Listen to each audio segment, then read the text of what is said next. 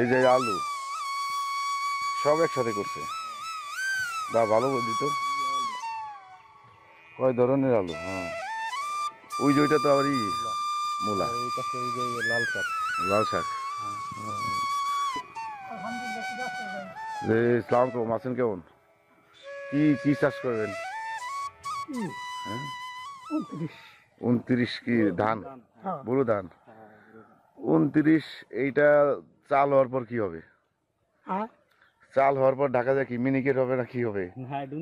এটা 29 বৃত্তি। ও আমি 29 বৃত্তি আবাদ করি। ও 29 চাল পাওয়া যায়। হ্যাঁ, আমাদের ঢাকা থেকে পাই যায় কি মিনিকেট না দিস চাল 2800 আছে। 28 পাই। হ্যাঁ 28 পাই, কিন্তু 28 আবাদ তখন কম।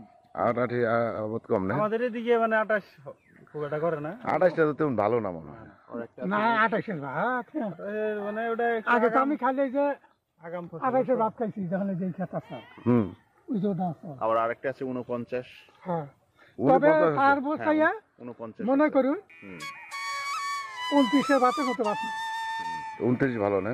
আমরা যে সারা বছর যে খামু আমাদের এটা এখানে সিদ্ধ করে নিয়েছি, বাদ বাকি দিবে চালাইছি। অল্প কিছু মিনিকেট বানাই কি দিয়া? ওরা কম।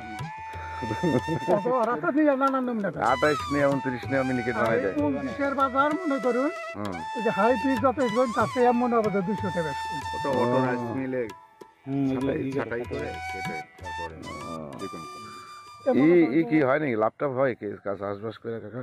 নিজে পরিশ্রম করলে হয়, তাছাড়া না। তাছাড়া হয় না না। এ, এবার কি করছিলেন? লাস্ট কি করছিলেন? এর আগে কি করছিলেন?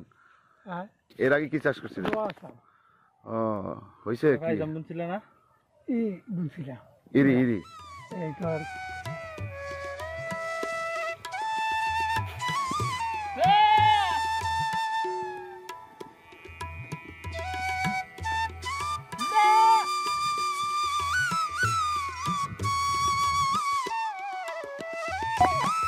সাহস আছে তো, ভয় পায় না, ও আগে আছে, ও আগে আছে, ভয় পায় না।